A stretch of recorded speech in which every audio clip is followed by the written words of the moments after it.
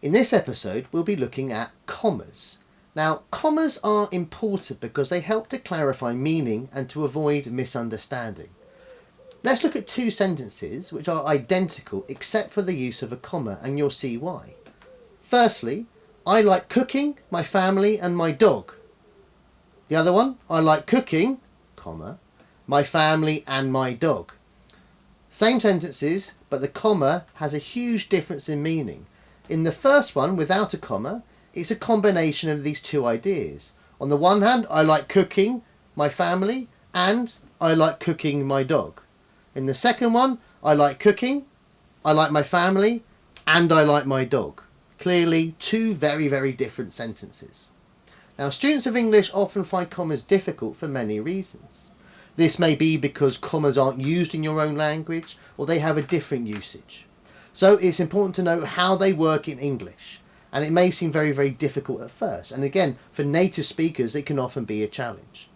So in this session, we'll look at 4 ways in which you should use commas. Firstly, and probably most commonly, is to separate words in a series or in a list. So when 2 words are in a list, only and is needed to join them. For example, Beijing and London have both hosted the Olympic Games. No comma is needed. However, when there are 3 or more words, the ones which come earlier are separated by commas. But there is no comma usually before the and. For example, Beijing, Athens, Rio and London have hosted the Olympic Games. Secondly, after a noun or noun phrase when using a non-restrictive relative clause. So a relative clause, a phrase using which, who, that and so on, provide information about the noun or noun phrase which comes before.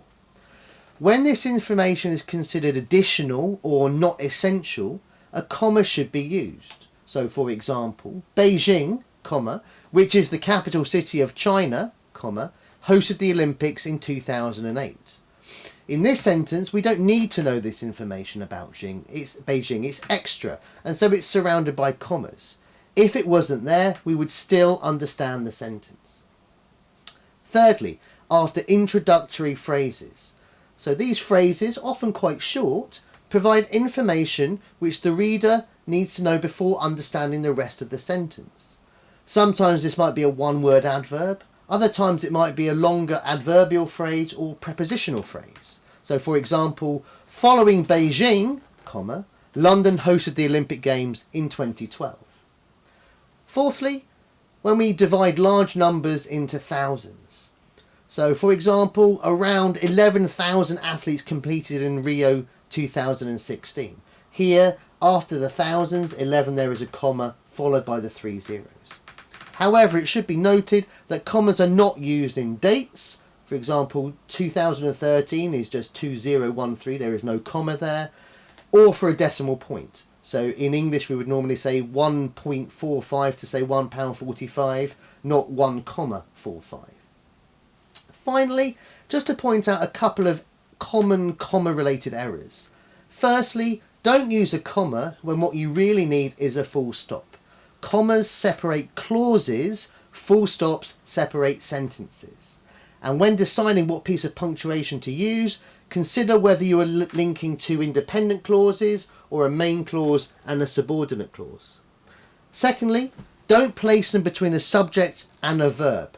This is a particularly common problem when the subject is too long.